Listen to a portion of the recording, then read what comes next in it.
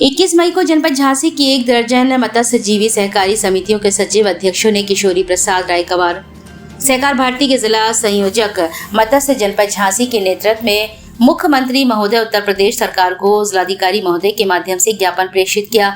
ज्ञापन में बताया गया कि हाल ही में हुई राजस्व विभागीय बैठक लखनऊ में, जिसमें मुख्यमंत्री महोदय की अध्यक्षता में हुई, जिसमें एक निर्णय मत्स्य पालकों मत्स्य पट्टा धारक के लिए काफी नुकसानदायक है, जिसमें राजस्व विभाग के तालाबों के पट्टे जो 10 वर्षीय होते थे अब वह 5 और 3 साल के लिए किए जाएंगे।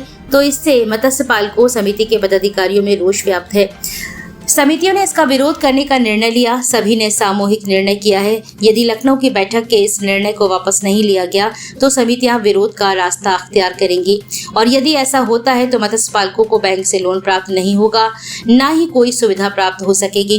किशोरी प्रसाद ने बताया कि 6 माह तो पट्टे की कार्यवाही में अनुबंध में ही निकल जाएंगे, साल के 3 माह क्लोजीजन में निकल जाएंगे और 1 वर्ष का समय निकल जाता है। यदि 3 साल का पट्टा होगा तो मत्स्य पालकों को आर्थिक नुकसान होगा। समितियों में पूर्व की भांति ही 10 वर्षीय पट्टा किए जाने की मांग की है।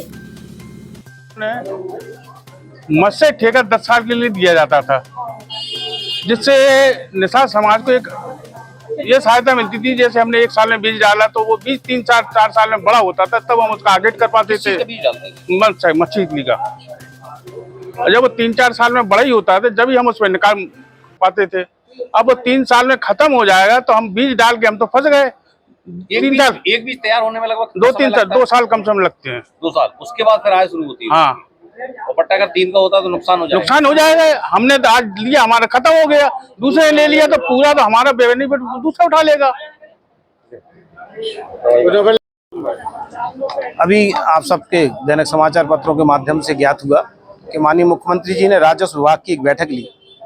किसी अधिकारी ने गुमराह कर दिया कि मत्स्य पालन की मछली के जो ठेके होते थे ग्राम पंचायत के, वो 2 हेक्टेयर से ऊपर के तालाब 10 वर्षीय होते थे। अब वो तालाब के पट्टे 3 वर्ष से 5 वर्ष के लिए किए जाएंगे।